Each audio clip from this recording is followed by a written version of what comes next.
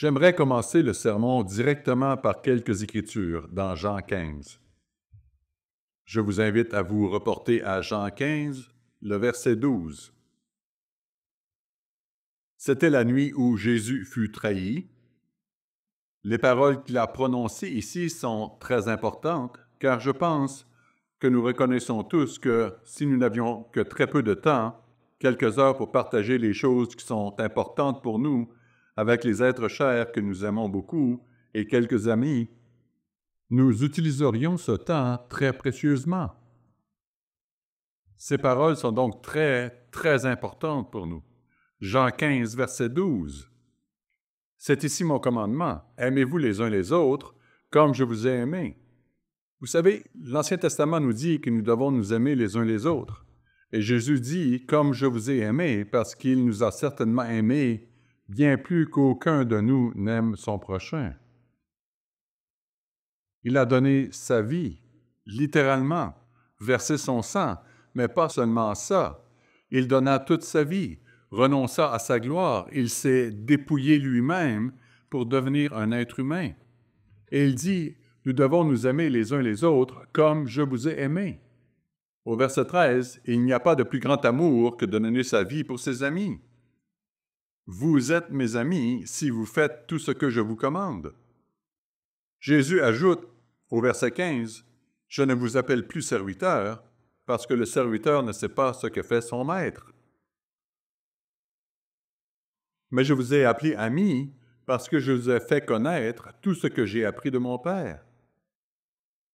Ce n'est pas vous qui m'avez choisi, mais moi, je vous ai choisi, et je vous ai établi afin que vous alliez et que vous portiez du fruit, et que votre fruit demeure, afin que ce que vous demanderez au Père en mon nom, il vous le donne. » Verset 17. « Ce que je vous commande, c'est de vous aimer les uns les autres. » Il poursuit au verset 18. « Si le monde vous hait, sachez qu'il m'a haï avant vous. » Je me souviens d'une fois où un dirigeant de l'Église, avant que l'Église ne sombre dans l'apostasie, disait « Je n'aime pas que le monde pense du mal de moi. Je n'aime pas qu'on me considère comme faisant partie d'une secte. » Cela aurait dû être un grand signal d'alarme, un drapeau rouge pour nous tous, parce que Jésus a dit « Le monde va vous haïr. Si vous faites ce que vous devez faire, le monde ne vous aimera pas. » Il est intéressant de noter que lors de l'étude biblique de ce matin, nos messieurs ont parlé du fait que nous ne pouvons pas toujours plaire à ceux qui nous entourent. Nous essayons d'être gentils, nous essayons de montrer de l'amour et de la sollicitude, mais il y a des moments où nous devons nous tenir debout, nous faire entendre et accepter n'importe quelle punition, qu'il s'agisse de la perte d'un emploi, d'un échec en classe ou n'importe quoi d'autre, parce que le monde ne nous aimera pas. Et plus nous approchons de la fin, de plus en plus le monde va nous haïr. Jean 15, versets 18 à 21.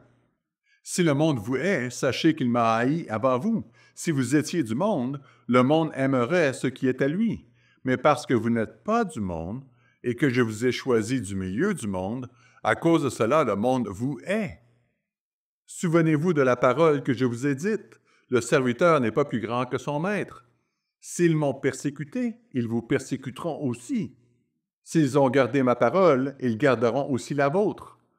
Mais ils vous feront toutes ces choses à cause de mon nom, parce qu'ils ne connaissent pas celui qui m'a envoyé. » Ainsi, Jésus fut sans équivoque en ce soir de la Pâque.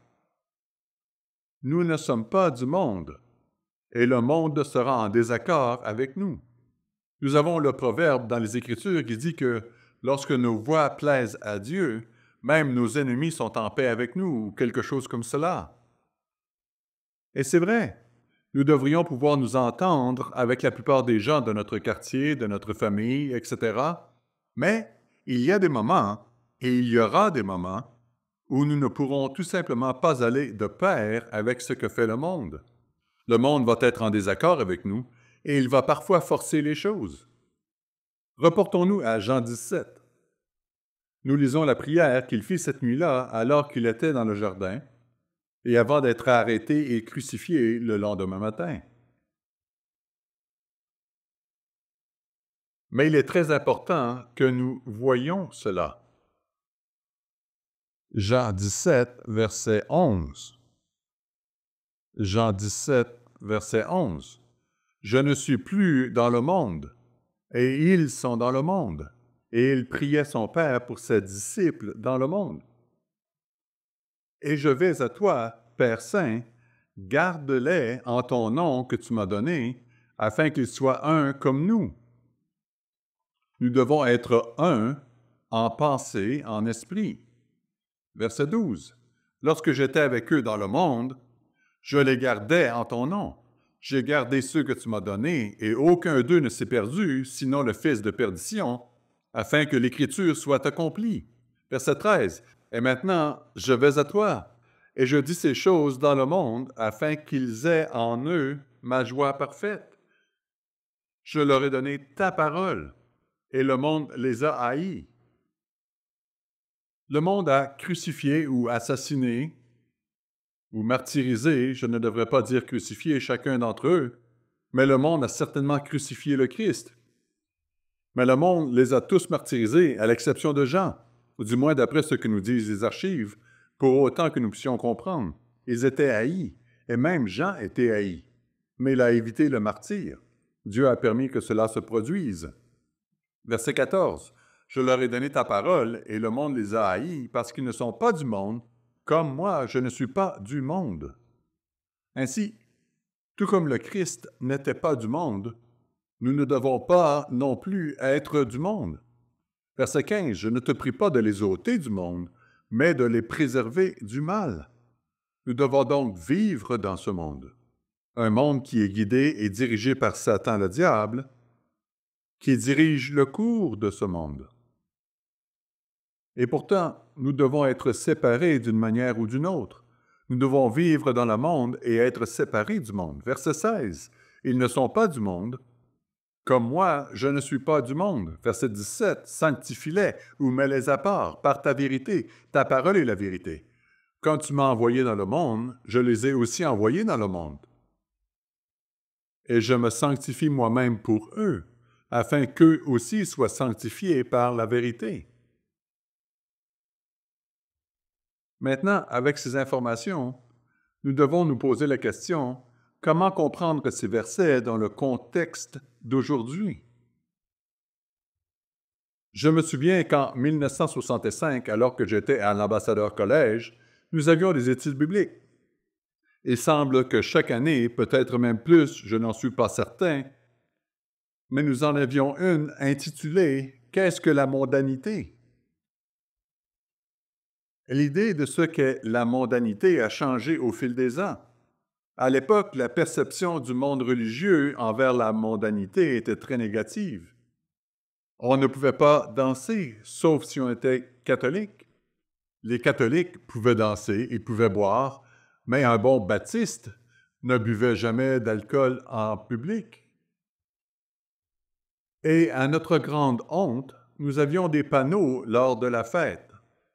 Ma toute première fête, qui a eu lieu en 1964, avant que je n'aille à l'Ambassadeur Collège, c'était incroyable parce que le nom de l'Église était Radio Church of God à l'époque, plus tard changé en Universel, et il y avait des panneaux partout. « Bienvenue à la Radio Church of God. Nous vendons de l'alcool ici. » Et en tant que jeunes, nous pensions « C'est cool, nous sommes cool. » C'est à notre grande honte, car nous avions cette réputation. Néanmoins, c'était tellement radical par rapport à ce que le monde pensait. Si vous étiez religieux, sauf encore une fois si vous étiez catholique, vous ne buviez tout simplement pas d'alcool en public. Pourtant, certaines personnes allaient jusqu'à l'extrême et dépassaient les bornes. Néanmoins, les gens pensaient que c'était une chose merveilleuse, alors que ce ne l'était pas. Même au lac des Ozarks, je ne me souviens pas exactement de l'année, mais après être entré dans l'Église du Dieu vivant, à l'arrière d'un magasin, on pouvait lire quelque chose comme « Bienvenue à l'Église universelle de Dieu. Nous vendons de la bière ici » ou quelque chose de ce genre. Notre réputation perdurait. Danser était considéré comme une activité inappropriée. Jouer aux cartes, pour certaines personnes très religieuses, était vu comme une activité mondaine. Bien sûr, il y a toujours eu des gens qui ont eu un certain style vestimentaire. Les Amish, les Mennonites et d'autres, qui s'habillent différemment, qui n'utilisent peut-être pas d'automobile, mais qui se déplacent à cheval et en calèche. Ils considèrent d'autres choses comme des mondanités. La définition de mondanité, selon la perspective du monde, a évolué au fil des ans. Le titre de ce sermon est « Qu'est-ce que la mondanité? » Qu'est-ce que la mondanité? Mon but, et je vous prie d'écouter attentivement le but, est de vous inciter à réfléchir aux raisons pour lesquelles vous faites les choses que vous faites. Je ne suis pas ici pour vous donner une longue liste de ce qui constitue la mondanité. J'ai trouvé l'étude biblique de ce matin très bonne dans le sens où elle soulignait que Dieu s'attend à ce que nous faisions preuve de jugement. Les gens ont toujours eu tendance à vouloir que l'Église donne une liste de choses à faire ou à ne pas faire. Nous le voyons avec les pharisiens à l'époque du Christ. Il y avait des limites très strictes sur tout ce que l'on pouvait faire. Mais ce qui a été dit ce matin, c'est que nous devons porter des jugements justes. Il y a des choses que vous et moi devons décider. Nous ne pouvons pas nous contenter d'une liste de choses à faire et à ne pas faire, car cette liste ne cesserait de s'allonger au fil du temps. Dieu veut que nous soyons capables de porter des jugements justes. Il veut que vous et moi apprenions ces choses. Mon but est donc de vous inciter à réfléchir aux raisons pour lesquelles vous faites les choses que vous faites. Certaines choses sont clairement du monde. Elles sont évidentes. Par exemple, nous ne fêtons pas Noël et le Nouvel An. Je pense que cela s'applique à la plupart des personnes ici présentes. Il se peut que quelques-uns ne soient pas membres de l'Église et accompagnent un conjoint ou une conjointe. Il peut s'agir d'un cas comme cela, et peut-être que la personne fête Noël ou le Nouvel An, peu importe. Mais nous ne le faisons pas, parce que nous savons que ces fêtes proviennent de sources païennes, et nous reconnaissons qu'il y a d'autres jours que nous célébrons. C'est une évidence. Nous ne considérons pas le dimanche comme le jour du sabbat, alors que la plupart des pays qui se disent chrétiens considèrent le dimanche comme un sabbat ou un jour de repos. Ils ne l'appellent peut-être pas le sabbat, mais c'est leur jour de culte, généralement à quelques heures le matin. Nous mangeons différemment du monde en ce qui concerne les viandes. En ce qui a trait à la consommation alimentaire autre que la viande, nous mangeons probablement beaucoup trop, comme le fait le monde, mais c'est une autre histoire. Nous ne proférons pas d'injures, du moins nous ne devrions pas le faire. Je ne suis pas naïf au point de penser que personne ici ne profère de grossièreté. En fait, je sais que certains, quelques-uns y ont recours. Certains de nos jeunes l'utilisent même sur Internet, les médias sociaux, Snapchat ou tout ce que vous utilisez. Il faut y réfléchir. Vous savez, il y a quelques années, je pêchais sur la glace au Canada. Nous étions sur un lac magnifique. Nous avions fait des trous dans la glace et nous pêchions. Il y avait d'autres personnes sur la glace. C'était un lac, pas un grand lac comme le lac Huron ou un lac similaire. C'était un lac plus petit, mais quand même de taille convenable. Quand on est sur un lac, on peut entendre des voix de très loin. Et il y avait des gens à 30 ou 40 mètres de nous, ce n'était pas si loin. Je n'avais jamais entendu ce genre de blasphème. Je ne sais pas si j'en avais déjà entendu autant. Ils ne savaient pas comment faire une phrase sans utiliser un certain mot. Je ne donnerai même pas d'indice à ce sujet, mais vous l'avez probablement compris. Ils savaient comment conjuguer ce mot d'une manière que je ne soupçonnais même pas. Ils n'utilisaient pas une phrase sans ce mot. Et c'était assez dégoûtant d'être là, dans un endroit si magnifique. Mais vous savez, ce que j'ai réalisé au fil du temps, et je dis cela pour nos jeunes, et lorsque nous sommes jeunes, nous pensons que les jurons font partie de notre passage à l'âge adulte. Je me souviens que lorsque j'étais jeune, alors que je n'étais pas encore dans l'Église, j'allais à l'Église protestante. Mais je n'étais pas membre de l'Église de Dieu. Nous essayions d'aligner le plus grand nombre possible de mots blasphématoires. Et certaines personnes étaient vraiment douées pour cela. Tu es un ou quoi que ce soit de ce genre. Et cela durait aussi longtemps que possible. Nous pensions que c'était vraiment génial. Mais vous savez ce qu'est un blasphème? C'est un vocabulaire de bas de gamme. Avez-vous déjà entendu quelqu'un qui sait très bien utiliser la langue anglaise ou toute autre langue? Ils peuvent être incroyablement colorés. Il y a un individu, John Kennedy, en Louisiane.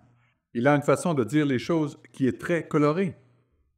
Mais je ne me souviens pas qu'il ait prononcé des vulgarités. Il y avait un type au Canada, Rex Murphy, qui est décédé depuis. J'ai toujours aimé l'écouter parce qu'il était intelligent. Il parlait avec passion et il savait utiliser la langue de Shakespeare. Mais les gens qui ne sont pas aussi vifs d'esprit se contentent de mots profanes qui, pour une raison ou une autre, font rire les gens. Au bout d'un moment, ils sont banalisés.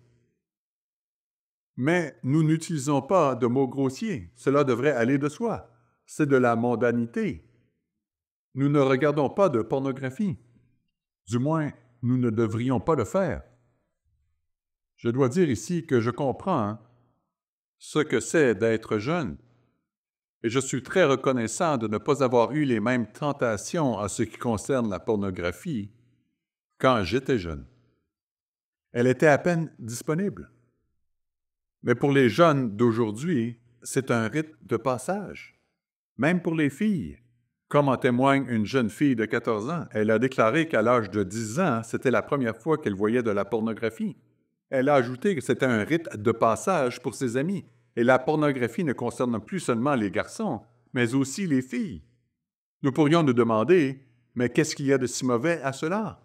Tout d'abord, cela viole les lois de Dieu. Dieu a dit, tu ne convoiteras point. Mais en regardant de la pornographie, à quoi pensez-vous? Tu ne commettras point d'adultère. C'est bien ce que dit Dieu dans Exode 20, verset 14. Tu ne commettras point d'adultère. Et qu'a dit Jésus? Reportons-nous à Matthieu 5, versets 27 à 29. Matthieu 5, verset 27. Vous avez appris qu'il a été dit aux anciens, « Tu ne commettras point d'adultère. » Mais moi, je vous dis que quiconque regarde une femme pour la convoiter a déjà commis un adultère avec elle dans son cœur. Si ton œil droit est pour toi une occasion de chute, arrache-le et jette-le loin de toi, car il est avantageux pour toi qu'un seul de tes membres périsse et que ton corps entier ne soit pas jeté dans la géhenne, d'être brûlé. Il ne parle pas d'arracher littéralement l'œil, car cela ne résoudra pas le problème. Mais ce qui résoudra le problème, c'est d'ôter la tentation, quelle qu'elle soit, pour que vous ne puissiez pas la voir. L'une des choses que nous constatons, c'est que les gens se laissent parfois entraîner dans cette voie et que cela crée une véritable dépendance, du moins pour certaines personnes. Et ce qui se passe, c'est que cela pervertit notre pensée de sorte qu'une relation normale entre un homme et une femme n'est plus excitante. Pour satisfaire les désirs charnels, certains s'engagent dans des extrêmes de plus en plus poussés, y compris en ayant recours à diverses formes de sadomasochisme.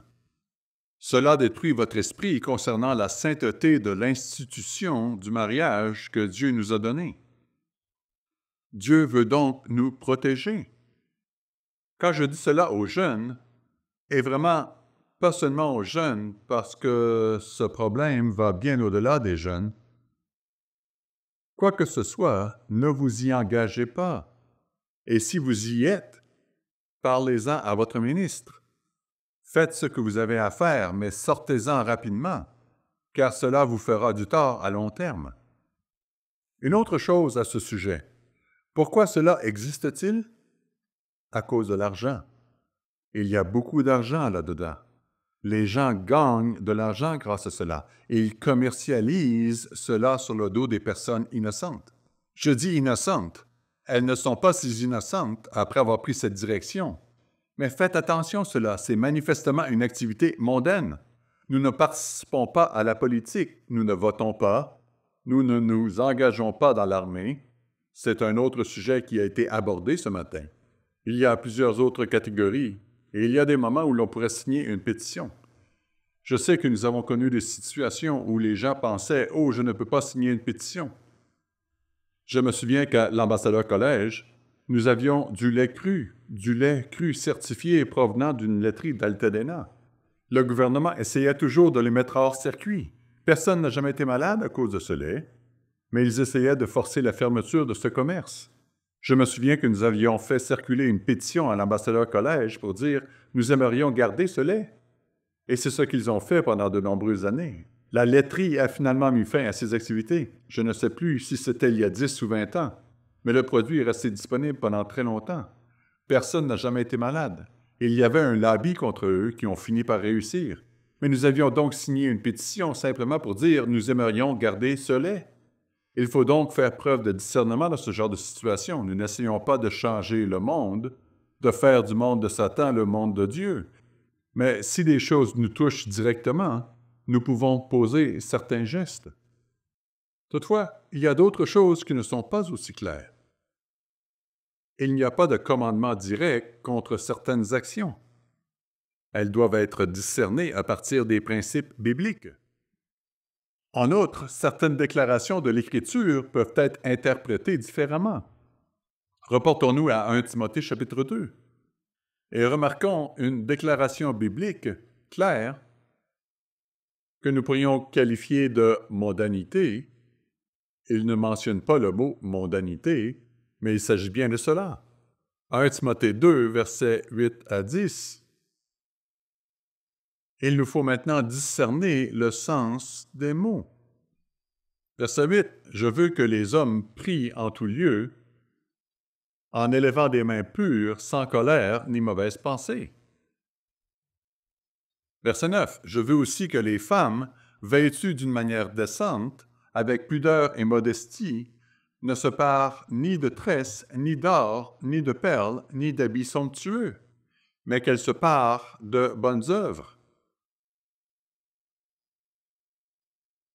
Il y a beaucoup d'interprétations ou de compréhension de la signification de ces mots.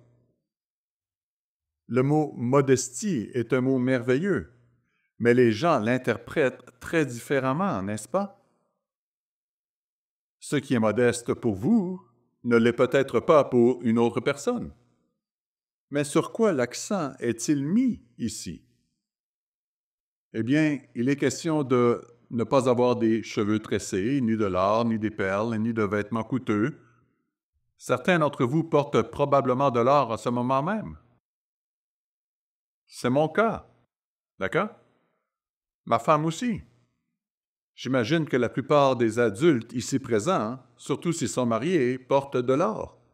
Il y a peut-être d'autres choses que vous portez qui sont en or, et certains d'entre vous portent probablement des perles, de vraies perles, pas des fausses. Mais si elles sont fausses, ce n'est pas grave non plus. Que veut-il dire par cela? De quoi parle-t-il quand il dit que les femmes se parent de bonnes œuvres? Il met en évidence le contraste entre la quête de la reconnaissance extérieure et la réalisation de bonnes œuvres. Bref, le fait d'avoir cette beauté intérieure que Dieu veut voir en chacun de nous. Pourtant, dans notre monde actuel, l'accent est mis sur la beauté extérieure. L'une des choses que nous savons aujourd'hui, c'est que les médias sociaux sont préjudiciables aux jeunes filles, ainsi qu'aux garçons, mais pour des raisons différentes. Pour les filles qui ont 12, 13 ou 14 ans, l'accent est mis sur la séduction. Il existe même ce que l'on appelle des photos d'autopromotion alléchantes, avec des filtres qui peuvent vous faire paraître mieux que vous ne l'êtes vraiment. Ainsi, toutes les jeunes filles adolescentes utilisent ces filtres pour présenter des images alléchantes d'elles-mêmes. Elles racontent tout ce qu'elles font et donnent l'impression que leur vie est merveilleuse. Ainsi, en tant que jeune fille, vous regardez toutes ces autres personnes et oui, vous utilisez aussi ces filtres. Mais lorsque vous vous regardez dans le miroir, sans filtre, votre image de vous-même, c'est-à-dire votre estime de soi, bien que je n'aime pas le mot, se dégrade. Et vous avez l'impression de ne pas être à la hauteur des autres. C'est ce qui arrive à nos filles, à nos petites filles, à nos nièces. C'est très dommageable pour elles. Il faut donc se poser la question, pourquoi est-ce que je fais ce que je fais? Pourquoi est-ce que je laisse mes enfants se laisser entraîner là-dedans? À l'âge de 2 ou 3 ans, les parents leur donnent le téléphone et ils commencent à l'explorer et ils apprennent à s'en servir. Les parents se disent « Oh, comme mon enfant est intelligent! Il sait comment bouger son pouce. » Et puis, comment l'enlever une fois qu'il a commencé? Et il continue et nous nous réveillons un jour en découvrant que nos filles sont anxieuses, déprimées et souffrent de l'image qu'elles ont d'elles-mêmes.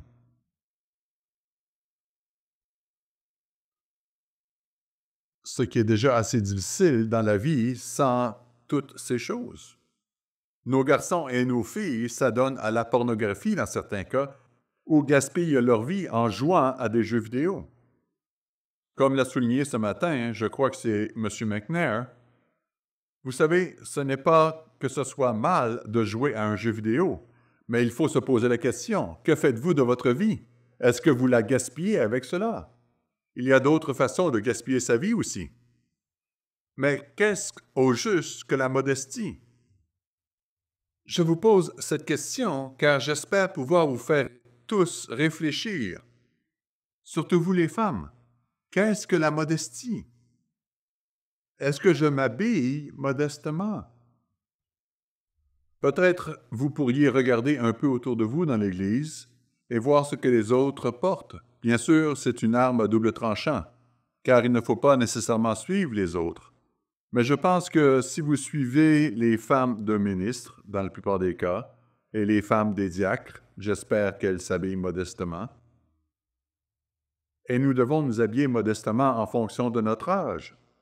Une fille de 10 ans portera quelque chose de très différent d'une fille de 16 ans. Mais quel est l'objectif de votre tenue? Essayez-vous d'exhiber votre corps d'une manière ou d'une autre? Ou pensez-vous à être belle sans vendre votre corps?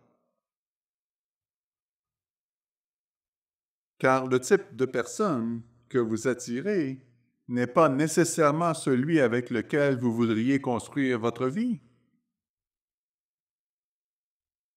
Vous savez, notre personnalité est très importante. Notre caractère est aussi important. Je me souviens, je vous ai déjà raconté cette histoire, j'étais à Wisconsin Dells pour la fête. J'étais assis dans un très bon restaurant et qu'une jeune fille était assise à côté de moi. Je pense qu'elle avait environ, je ne sais pas, 12, 13 ou 14 ans.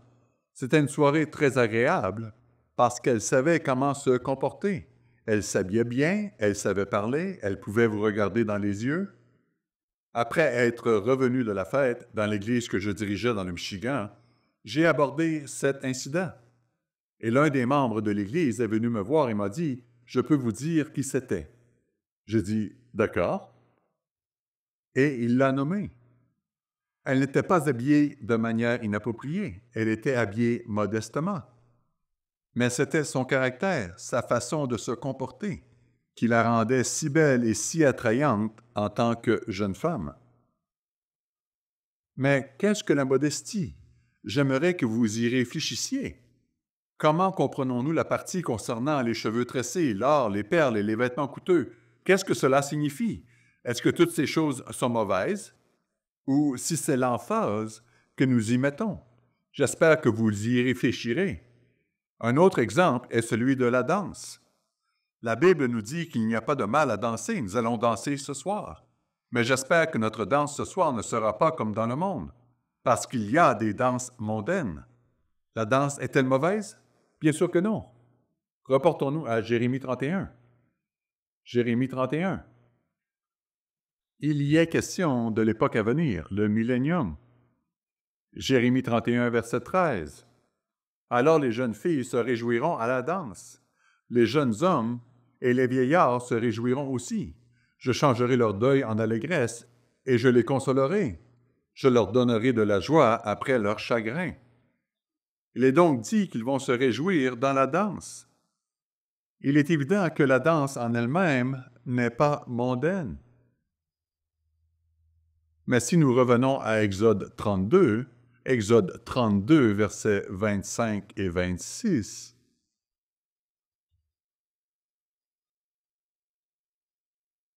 Exode 32, verset 25, Moïse vit que le peuple était livré au désordre, et qu'Aaron l'avait laissé dans ce désordre, exposé à l'opprobre parmi ses ennemis. Moïse se plaça à la porte du camp et dit « À moi ceux qui sont pour l'Éternel ». Mais remarquez au verset 6, ce qu'ils ont fait sans retenue. Verset 6, le lendemain, ils se levèrent de bon matin. C'est l'épisode de l'incident du veau d'or. Et ils offrirent des holocaustes et des sacrifices d'action de grâce. Le peuple s'assit pour manger et pour boire, puis ils se levèrent pour se divertir. Ils se levèrent pour se divertir. Je pense qu'il est assez évident qu'une partie du divertissement consistait à danser. Remarquez le verset 19. Et comme il approchait du camp, Moïse, il vit le veau et les danses. La colère de Moïse s'enflamma. C'est la façon dont il dansait, et vous pouvez l'imaginer avec le veau d'or. En fait, il suffit d'imaginer certaines des danses que l'on peut voir dans ce monde et de placer le veau d'or au centre de la piste de danse. La façon dont les gens dansent aujourd'hui n'a pas besoin d'être décrite et je n'ai pas l'intention de le faire. Vous allez à un mariage en dehors de l'Église et vous voyez une danse très sensuelle, très dépourvue de toute forme de modestie. Il ne fait aucun doute que c'est ce qui se passait parmi les enfants d'Israël. Il y a donc un type de danse approprié et un autre qui ne l'est pas. Au camp d'été, notre camp d'été pour adolescents, à titre d'exemple, nous n'avons pas de danse improvisée. Pourquoi n'y a-t-il pas de danse freestyle ou improvisée? Est-ce parce que la danse improvisée en soi est un péché? Eh bien, je pense que lorsque David a traversé les rues et dansé parce qu'on ramenait l'arche, j'imagine que c'était de la danse improvisée. La danse style libre est-elle donc mauvaise en soi? Nous n'avons jamais dit que c'était un péché. Le problème de ce type de danse, c'est qu'elle n'a pas de style. On ne sait donc jamais exactement ce que l'on va obtenir. Nous avons eu une danse ici à Charlotte il y a de nombreuses années. Je m'en souviens. Je sais qui étaient les deux hommes et je les connaissais très bien. J'ai été leur pasteur pendant un certain temps. Je ne sais pas si je l'étais à l'époque. Je l'étais probablement, je suppose. Quoi qu'il en soit, ils sont venus à la soirée dansante que nous avions organisée. L'orchestre que nous avions jouait quelque chose. C'était du stroll. Personne ne connaît ou sait comment faire du stroll aujourd'hui. C'était dans les années 50 et 60. On s'aligne et on rencontre quelqu'un au milieu, puis on se promène entre les deux lignes et on continue à faire cela. Personne ne savait quoi faire, surtout parce qu'ils étaient plus jeunes. Ils ont donc fait le ver de terre. Ils se sont mis à plat ventre et ils ont fait le ver de terre jusqu'au bout. Cela a suscité quelques rires, mais c'est ce que l'on peut obtenir. Je ne dirais pas que c'est un péché, c'est juste une sorte d'étalage grotesque de vanité personnelle, je suppose. Mais certains d'entre vous ne savent probablement pas ce qu'est le ver de terre. Il suffit de se mettre à plat ventre et d'osciller sur le sol. Je suppose qu'il faut un peu d'habileté. Je ne m'y essaierai certainement pas personnellement à mon âge. Quand j'étais plus jeune, j'aurais probablement essayé. Mais aujourd'hui, j'aurais été cloué au sol pour toujours. Mais c'est le problème avec la danse improvisée. Même lors des fêtes et d'autres occasions, Il peut y avoir des gens qui ne sont pas membres de l'Église. Ils viennent avec un conjoint ou un ami, et leur façon de danser n'est pas forcément appropriée. Nous ne voulons pas devenir des policiers allant sur la piste de danse en disant « Hey, ce n'est pas approprié ici ». Il peut arriver que nous devions faire quelque chose de ce genre, mais nous ne voulons pas être dans cette position. Nous disons donc simplement « Nous ne pratiquons pas la danse improvisée ». Il existe de nombreux autres types de danse. Ce n'est pas que quelque chose soit un péché, c'est juste une question de ce qui n'est peut-être pas la meilleure approche dans notre contexte. Je sais que certaines personnes n'aiment pas cela, mais nous en avons discuté et nous savons qu'il existe de nombreux types de danse. Des danses en ligne complexes, des danses de bal, et aussi le swing. Et nous enseignons les bons pas et tout le reste. Mais il est également évident que certaines choses, comme la danse improvisée, peuvent être acceptables, mais non profitables à long terme. Il était question hier soir et aujourd'hui, dans les études bibliques, d'un sermon intitulé « Est-ce correct ?» est la mauvaise question. Si vous voulez revenir en arrière et écouter ce sermon, il fut publié le 15 décembre 2017. Je pense qu'il fut donné et enregistré en septembre 2017, mais il fut publié le 15 décembre 2017. Vous pouvez le consulter sur notre site Internet anglais. Est-ce correct est la mauvaise question. Ce que nous voulons, c'est avoir la pensée de Dieu. Permettez-moi de vous donner un exemple de l'apôtre Paul dans 1 Corinthiens 7, où il donne des conseils sur quelque chose qui est acceptable, mais dans ce cas, il le déconseille. 1 Corinthiens 7, versets 25 et 26. Il parle ici de quelqu'un qui est libre de se marier. Verset 25. Pour ce qui est des vierges, je n'ai point d'ordre du Seigneur, mais je donne un avis, comme ayant reçu du Seigneur miséricorde pour être fidèle. Voici donc ce que j'estime bon à cause des temps difficiles qui s'approchent. Il est bon à un homme d'être ainsi. Nous ne connaissons pas exactement la détresse qui régnait à ce moment-là. Il se peut que la situation fût très, très difficile, et il a pu penser, et nous savons qu'il pensait que le Christ reviendrait bientôt, mais il y avait des circonstances qui, pour une raison ou une autre, l'ont amené à donner ce conseil. À cause des temps difficiles qui s'approchent, il est bon à un homme d'être ainsi. Il poursuit au verset 27. « Es-tu lié à une femme? Ne cherche pas à rompre ce lien. N'es-tu pas lié à une femme? Ne cherche pas une femme. Si tu es marié, tu n'as point péché. Et si la Vierge s'est mariée, elle n'a point péché. Mais ces personnes auront des tribulations dans la chair, et je voudrais vous les épargner.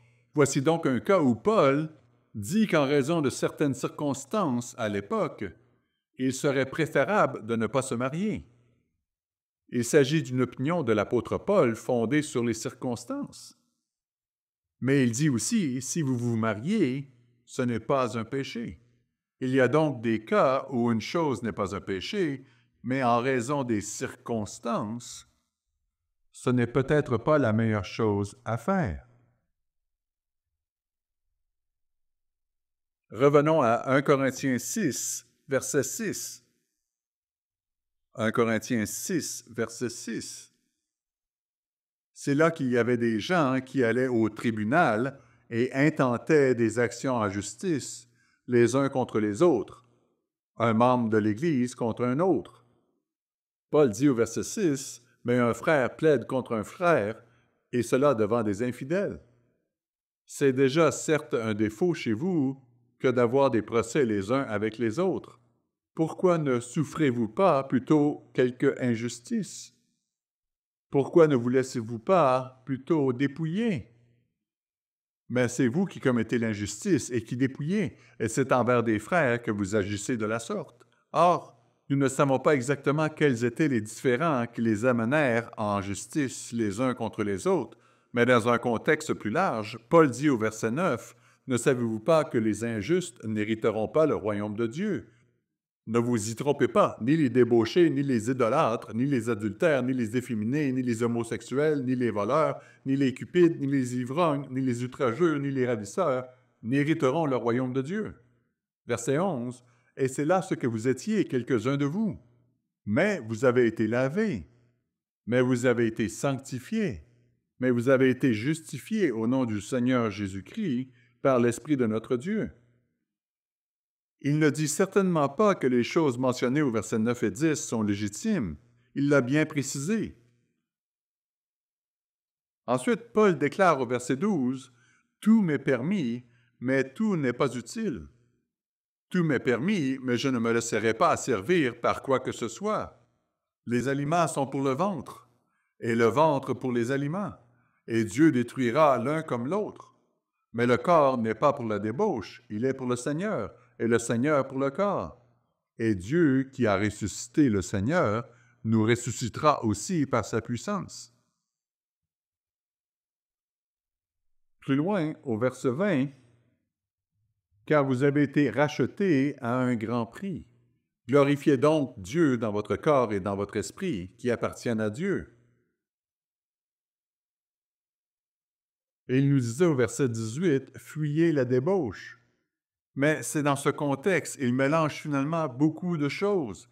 Il rappelle la loi aux gens, toutes sortes de péchés, et en particulier les péchés sexuels. Paul disait, « Certains d'entre vous étaient ainsi, mais vous avez été purifiés. Vous vous êtes repentis. » Mais ensuite, il dit au verset 12, « Tout m'est permis, mais tout n'est pas utile. » Il y a un principe là. Je ne sais pas pourquoi il le place dans ce contexte, mais il est très clair qu'il y a des choses qui sont légales. Il dit « Tout m'est permis ». Il ne parlait pas des choses qu'il énumérait au verset 9 et 10, car il avertit que vous ne serez pas dans le royaume si vous pratiquez ces choses. Reprenons le verset 12. « Tout m'est permis, mais tout n'est pas utile. Tout m'est permis, mais je ne me laisserai asservir par quoi que ce soit. » Je ne veux pas devenir un esclave de quoi que ce soit.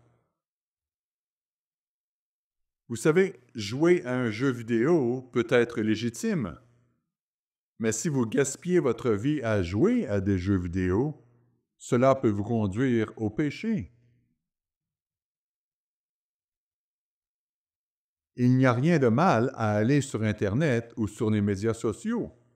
Je pense que beaucoup de nos aînés le font pour rester en contact avec leur famille et d'autres choses de ce genre. Mais si c'est ainsi que vous passez tout votre temps et que vous négligez votre prière, votre étude ou votre famille, certaines personnes s'impliquent tellement dans les jeux vidéo pour adultes que les autres membres de leur propre famille sont négligés. Certaines de ces choses peuvent être légales, mais elles peuvent devenir un péché selon la façon dont nous les utilisons. Dans ce contexte, je voudrais que vous vous posiez les questions suivantes. Je veux que tout le monde y réfléchisse. Nous avons tous besoin de réfléchir à ces questions. Pourquoi est-ce que je m'habille comme je le fais? Quelle est ma norme en matière de modestie? Comment suis-je parvenu à cette norme? Quelles sont les influences dans ma vie qui m'amènent à conclure qu'il s'agit de modestie?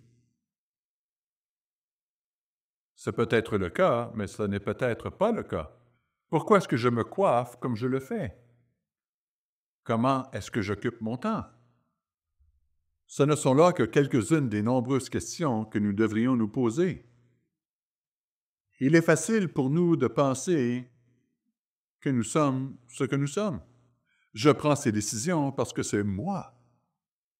C'est une décision que je veux prendre. Je me rappelle une jeune femme, probablement dans la vingtaine. Elle était serveuse à Calgary. J'étais là et elle avait un piercing dans la langue, un genre de bijou ou quelque chose comme cela. Et je lui ai demandé pourquoi une charmante jeune femme comme vous se ferait-elle percer la langue avec un clou? Pourquoi feriez-vous cela? Je me suis dit que si elle le faisait, c'est qu'elle voulait avoir de l'attention. Alors, pourquoi les décevoir? Ma femme, vous savez, elle pense différemment. Elle cherche un endroit où se cacher quand je fais ce genre de choses. Mais quoi qu'il en soit, la jeune femme a dit, « Vous savez, j'ai toujours eu besoin de mâcher quelque chose. J'ai toujours mâché de la glace.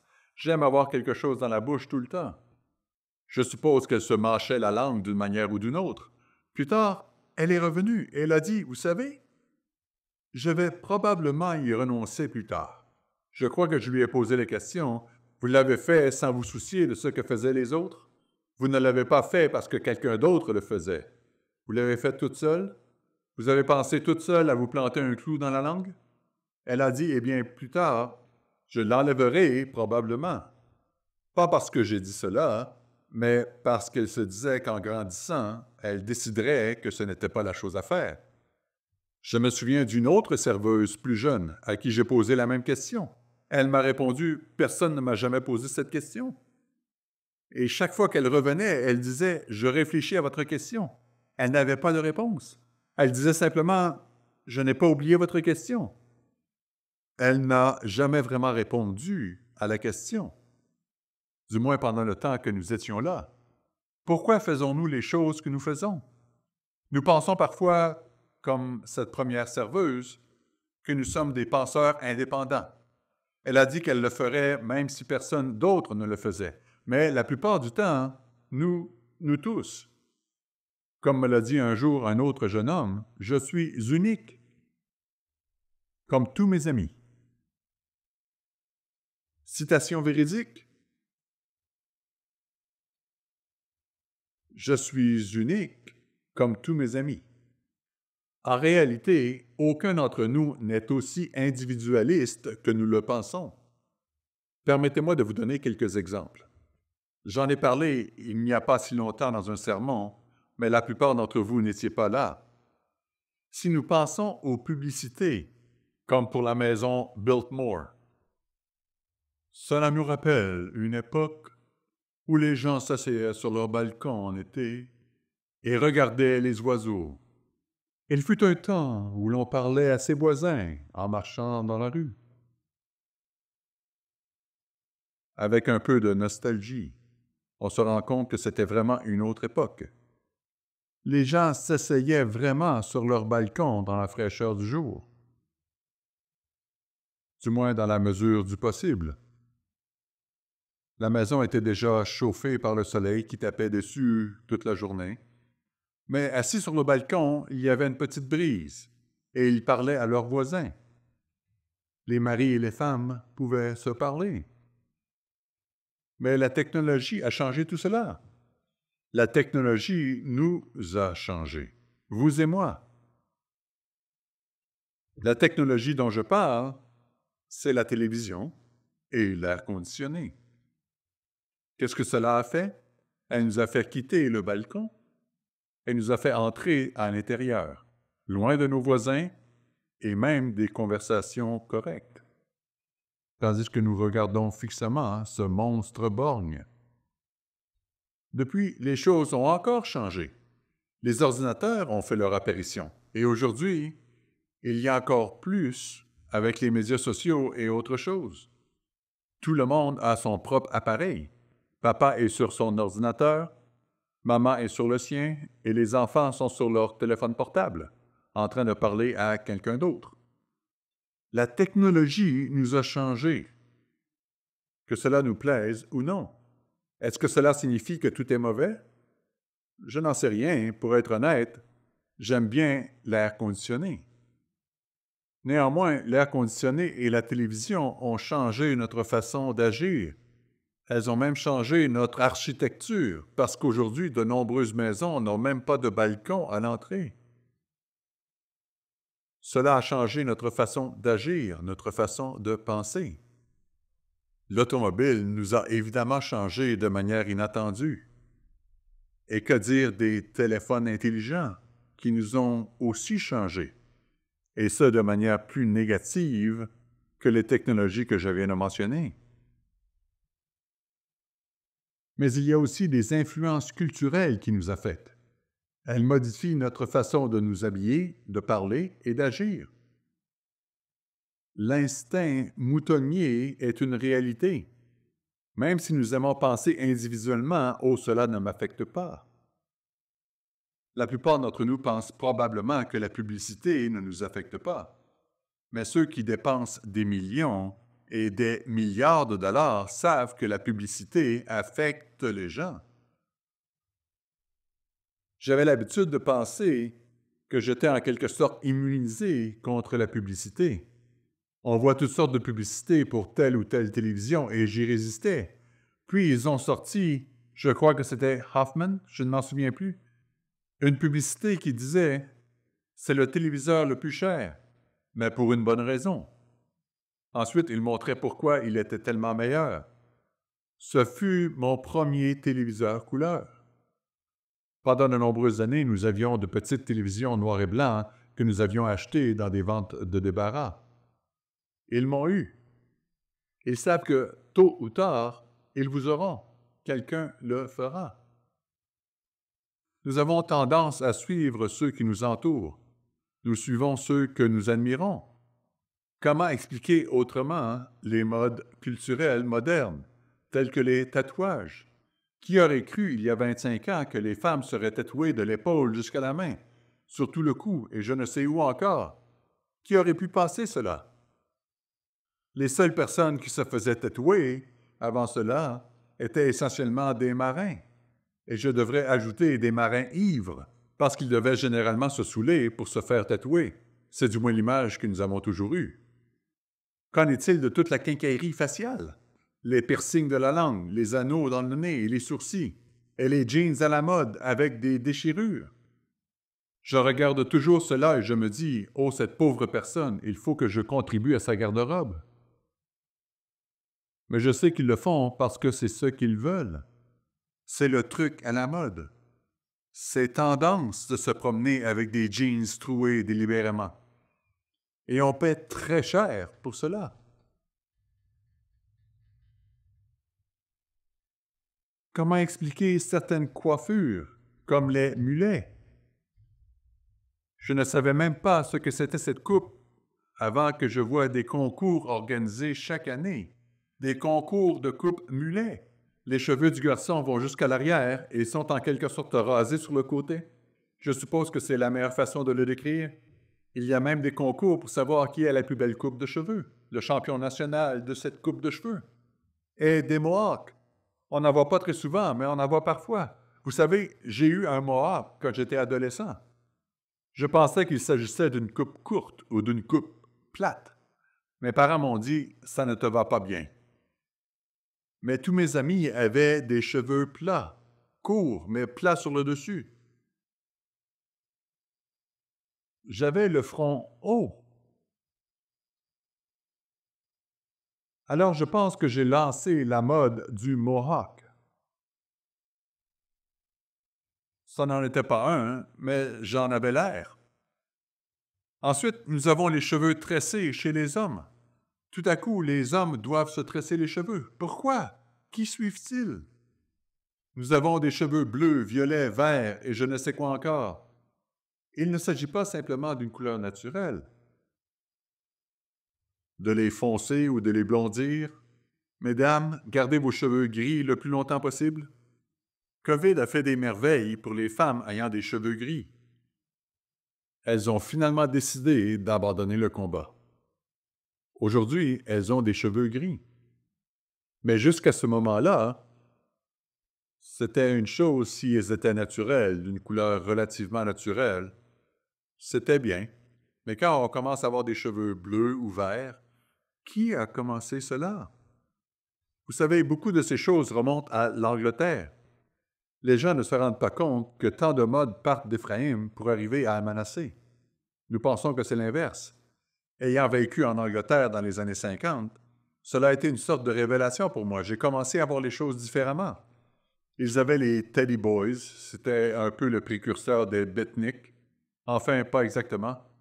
Mais ils ont eu le look punk rock. Puis le punk rock est arrivé ici. Et tous les piercings et la quincaillerie faciale et les cheveux colorés. Et puis nous avons eu Dennis Rodman. Qui sait de quelle couleur étaient ses cheveux à un jour donné? Nos jeunes ne savent peut-être pas qui était Dennis Rodman. C'était un joueur de basketball, un bon joueur de basket. Mais il devait se distinguer par des cheveux de couleurs différentes. Aujourd'hui, nous avons ce que l'on appelle des influenceurs sur TikTok et d'autres plateformes de médias sociaux. Il s'agit d'individus qui acquièrent des adeptes ou des abonnés. En fait, il existe même des cours sur la façon de devenir un influenceur, ce qui signifie en fait un vendeur.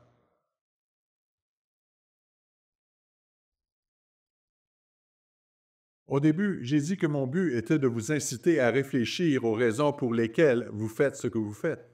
Si vous êtes en décalage par rapport à ce que vous voyez être la norme dans l'Église, vous devez vous poser les questions suivantes. Pourquoi suis-je en décalage? Pourquoi est-ce que je fais les choses différemment? Pourquoi est-ce que je m'habille moins modestement que les autres femmes de l'Église? Qui est-ce que j'imite? Les influenceurs des médias sociaux? Les vedettes du sport? Les célébrités? Les balados-diffuseurs? Ou les amis mondains? Certains se considèrent comme des créateurs de tendances ou des esprits libres. Je ne vous demanderai pas de lever la main. Y a-t-il des esprits libres ici? Y a-t-il des créateurs de tendances? J'en connais quelques-uns. Elle ne change jamais de cravate. Elle devient large, elle devient fine. Vous savez, ce genre de choses. Et donc, si elle est dépassée de 20 ans, vous devenez un créateur de tendance. Mais certaines personnes veulent changer la culture de l'Église. C'est pourquoi je pose la question. Est-ce votre rôle de changer la culture de l'Église? Êtes-vous vraiment un créateur de tendance ou suivez-vous simplement la dernière mode du monde? J'aimerais raconter une histoire vraie. Lorsque j'ai quitté l'Église universelle, j'essayais de savoir où aller. Je savais que je ne voulais pas fonder ma propre Église, c'était certain. Et j'ai dit aux gens de Kansas City que je n'allais pas fonder ma propre Église. J'allais voir où se trouvait l'œuvre et c'est là que j'irais. Lorsque j'ai regardé M. Meredith, j'ai parlé à l'un des hommes les plus en vue de l'époque. Je lui ai posé une question étrange. J'en parle parce que, vraiment, quand on y réfléchit, c'était une question très étrange. Je lui ai demandé ce qu'il pensait du port de boucles d'oreilles par les hommes. Mon interlocuteur m'a répondu « Nous venons de tenir une conférence avec M. Meredith et il en a parlé. Il a dit qu'il n'aimait pas que les hommes portent des boucles d'oreilles, mais il a des fils et ils vivent dans un monde très différent de celui dans lequel il a grandi. Et il m'a dit « Nous allons devoir nous pencher sur la question. » J'ai posé la question à un autre et j'ai obtenu exactement la même réponse. La raison pour laquelle j'ai posé cette question était que je voulais savoir si M. Meredith prendrait des décisions basées sur les Écritures ou simplement sur son opinion personnelle. J'étais loin de me douter que cette question reviendrait quelques années plus tard, une décennie ou presque plus tard. Ce n'était peut-être pas une décennie entière, mais c'était probablement près d'une décennie. Vous voyez, à Greenville, en Caroline du Sud, où j'ai été pasteur pendant un certain temps, et aussi à Asheville, en Caroline du Nord, j'ai déclaré qu'un jour viendrait où les hommes portant des boucles d'oreilles ne seraient plus un problème pour l'Église, et que tant de gens le feraient que ce serait tout simplement la norme. Du point de vue des Écritures, nous lisons que les enfants d'Israël, les hommes, portaient des boucles d'oreilles. Vous pouvez consulter Exode 32, verset 2. Enlevez les boucles d'oreilles et jetez-les pour que nous en fassions un veau. Mais j'ai aussi dit, comme M. Armstrong l'a toujours souligné, nous ne voulons pas être des précurseurs. Nous ne voulons pas être à l'avant-garde. Nous ne voulons pas non plus être obligés de porter des vêtements datant d'il y a 3 siècles. Quelques années plus tard, au sein du Conseil des Anciens, la discussion est revenue sur le tapis. M. Meredith a soulevé la question, et j'ai dit que nous ne devrions pas aller dans cette direction. Alors, il s'est montré assez déterminé et voulait connaître la raison d'un point de vue biblique. L'une des raisons que j'ai évoquées est que j'avais lu un livre intitulé « The Marketing of Evil », la commercialisation du mal. J'aimerais en lire un peu ici, car cela m'a ouvert les yeux. Il s'agit d'un livre plus ancien, et le monde a changé avec les médias sociaux et d'autres choses de ce genre. Mais les principes sont toujours les mêmes. Il est question des marchands de tendance. et de la manière dont 5 grandes entreprises internationales contrôlent environ 90% de la culture des jeunes. Disney est l'une d'entre elles, avec AOL, Time Warner, Viacom et News Corp. Ce qu'ils font, c'est d'examiner les dernières tendances. Ils vont dans les quartiers défavorisés, chez les membres de gangs et tous ceux qui s'ensuivent, et ils cherchent ce qui est tendance.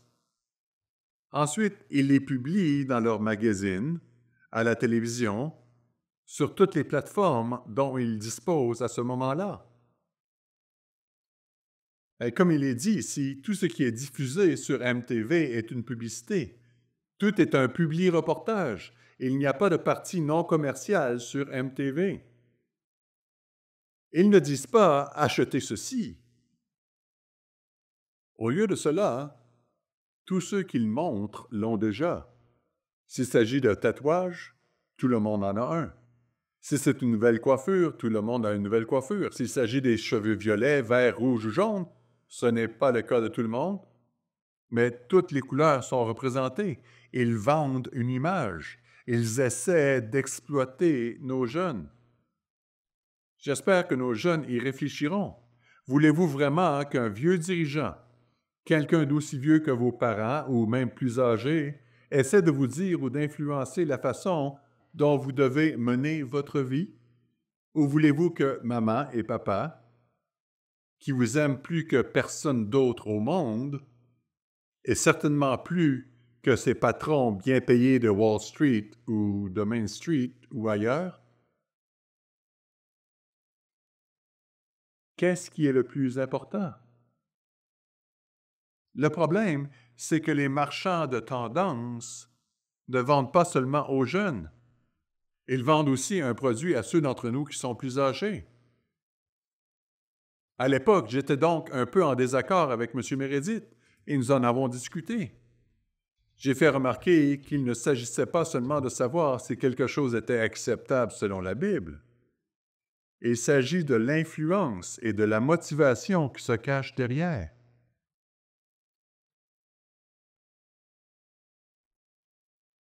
Heureusement, le port de boucles d'oreilles par les hommes a pratiquement disparu comme l'oiseau kiwi. Mais il y a d'autres coutumes qui apparaissent de temps en temps. Si nous considérons une coutume indépendamment de sa motivation, de son influence et de sa manipulation, nous pouvons justifier beaucoup de choses dans notre monde, surtout si nous les trouvons dans la Bible. Beaucoup de ces choses peuvent sembler innocentes à l'époque. Mais comme dans le cas des boucles d'oreilles pour les hommes, certains se référeront à la Bible et diront « Dieu ne les condamne pas, donc c'est correct ». Mais est-ce correct que des personnes vous manipulent et tentent de faire tomber des standards? M. Kipilian fait les commentaires suivants dans son livre. Oh, n'essayez pas de parler à vos enfants de ce jeu diabolique auquel se livrent les marchands. Cela fait partie de la vision officielle du monde des vidéos rock. Cela fait partie de la vision officielle du monde de la publicité, selon laquelle vos parents sont des salauds, les enseignants sont des intellos ou des idiots, et les figures d'autorité sont risibles. Personne ne peut vraiment comprendre les enfants, sauf les entreprises qui les commanditent. Il ajoute, qu'en est-il du piercing? Il est passé des boucles d'oreilles traditionnelles pour les femmes aux boucles d'oreilles pour les hommes, désireux d'afficher leur côté féminin, que la révolution culturelle des années 60 leur a vendu, à de multiples piercings pour les hommes et les femmes dans littéralement toutes les parties du corps, la langue, le nez, le sourcil, la lèvre, la joue, le nombril. Vous ne voulez même pas penser au reste des possibilités. Il n'y a aucune limite inférieure à ce qu'ils essaient de vendre. Et pour finir, voici ce qu'il dit. Il n'y a pas de doute. L'interdit est très attirant. Et comme l'a admis la célébrité Britney Spears dans une entrevue, lorsque quelqu'un me dit de ne pas faire quelque chose, je le fais. C'est ma nature rebelle. Comment cette nature rebelle a-t-elle servi Britney Spears? Si vous l'avez suivi, pas très bien. Mais c'est une partie du problème. C'est une partie du problème. Qu'est-ce que nous suivons dans Éphésiens 2? Je le lis très souvent parce qu'il est si puissant. Éphésiens 2, verset 1. Vous étiez morts par vos offenses et par vos péchés, dans lesquels vous marchiez autrefois, selon le train de ce monde, selon le prince de la puissance de l'air, de l'esprit qui agit maintenant dans les fils de la rébellion, le train de ce monde. Voulons-nous suivre le train de ce monde? J'aimerais vous recommander quelques articles. Le premier est un commentaire de M. Jonathan McNair, Social Influence and God's Wisdom, l'influence sociale et la sagesse de Dieu, en anglais seulement, dans le Monde de demain d'Août 2022. Un autre article est celui de M. John Robinson. Est-il normal d'être normal?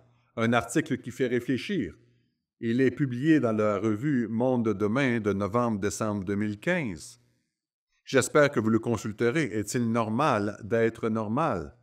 Novembre-décembre 2015. Nous entendons parler de religion rigide. De quoi s'agit-il? Les gens disent, vous savez, ceci est une religion rigide. Dieu a 10 commandements. Ils sont rigides.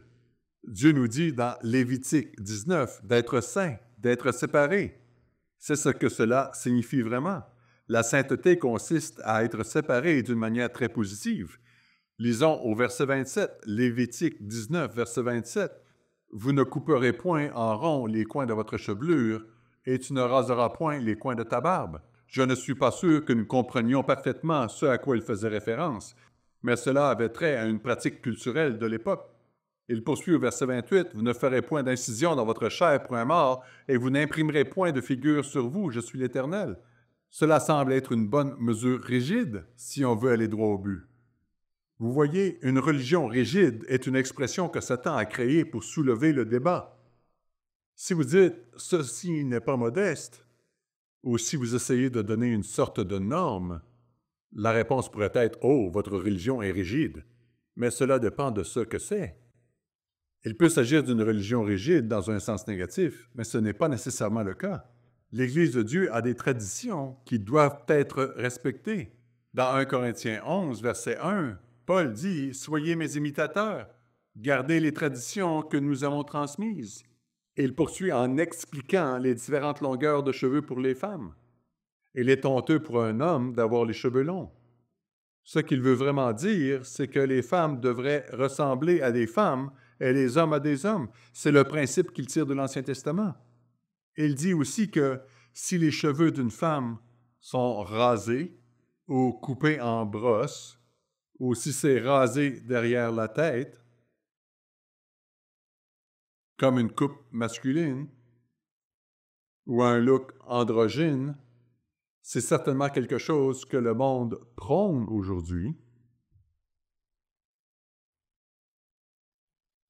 Et dans un contexte plus large, il s'agit en fait d'une question d'attitude.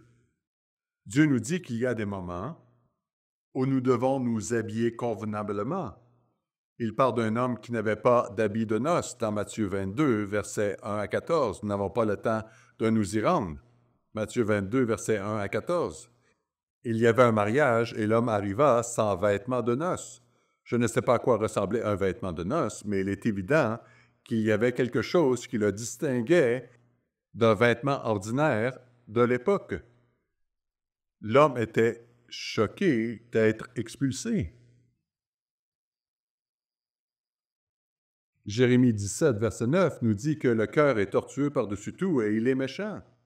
Proverbe 14, 12 montre que telle voie paraît droite à un homme, mais son issue, c'est la voie de la mort.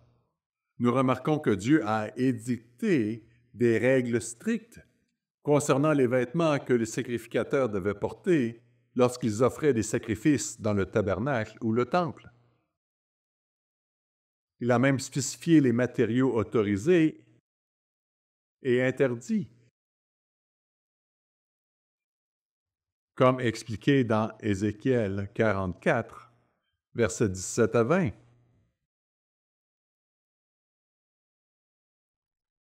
Dans Exode 28, versets 40 à 43, il leur dit de ne pas monter à l'autel par des marches. Cela avait un rapport avec la modestie. Ils ne voulaient pas d'un autel construit sur des marches comme le faisaient les païens.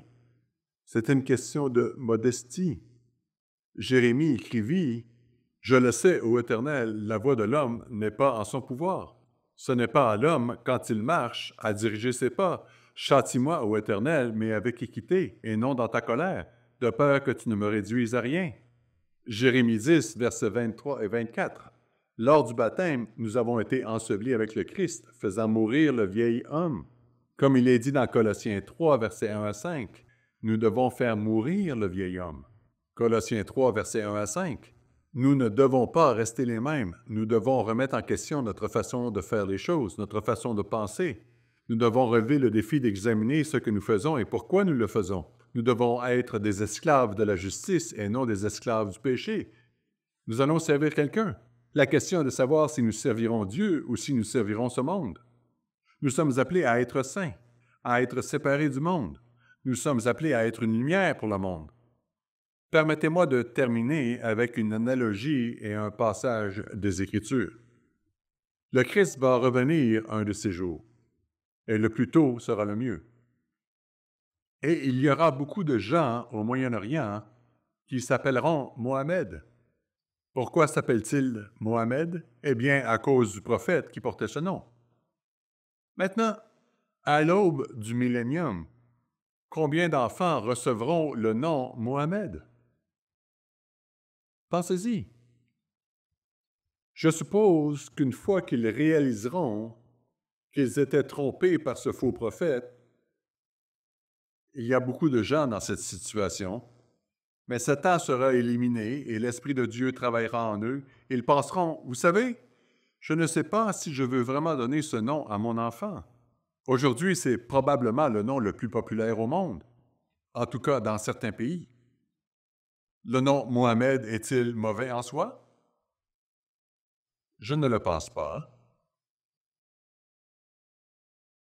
Il se peut même que des membres de l'Église portent ce nom, Mohamed. Doivent-ils changer ce nom? J'espère que non. J'espère qu'ils ne le feront pas parce qu'ils n'en ont pas besoin. Eh bien, je ne le sais pas. Ils peuvent faire ce qu'ils veulent. Mais la question est de savoir si le nom est mauvais en soi. Si vous regardez certains des noms que portaient les gens de l'Ancien Testament, ils étaient nommés d'après de faux dieux. Par exemple, le nom de Gédéon était associé à Baal. Les gens ne doivent pas nécessairement changer de nom. Dieu leur donnera de nouveaux noms. Mais je pense que les gens éviteront probablement le nom de Mohamed en raison de certaines mauvaises connotations qu'il y aura. Cela ne veut pas dire que tout le monde devra changer de nom au début du millénium. Le fait est que certaines choses ne sont pas mauvaises. Mais nous devons examiner les motivations derrière. Quelle est l'influence qui les sous-tend? Pourquoi sont-elles nommées de cette manière? Terminons avec 1 Corinthiens 10. Ce verset est très similaire à un autre verset de Corinthiens que nous avons lu. À une différence près, 1 Corinthiens 10, verset 23, se lit comme suit. 1 Corinthiens 10, 23. Tout est permis, mais tout n'est pas utile. Tout est permis, mais tout n'édifie pas. Tout est permis, mais tout n'édifie pas. Mon but aujourd'hui est de vous amener à réfléchir à la raison pour laquelle vous faites ce que vous faites. Pour faire suite au sermon mentionné, est-ce correct? Ce n'est pas la bonne question. Je vous invite à reconnaître que nous devons nous demander pourquoi nous faisons certaines choses. Plutôt que de vous donner une longue liste de choses à faire et à ne pas faire, j'essaie de vous dire qu'en tant qu'adulte, et même en tant qu'adolescent, Dieu nous a donné un esprit pour penser et raisonner. Si nous cherchons à plaire à Dieu, nous devrions trouver les bonnes réponses à beaucoup de ces questions. Il se peut que nous soyons un peu en deçà dans certains domaines, mais nous devrions chercher à plaire à Dieu, en cherchant à ne pas causer d'offense au sein de l'Église de Dieu. Nous devrions porter des jugements justes.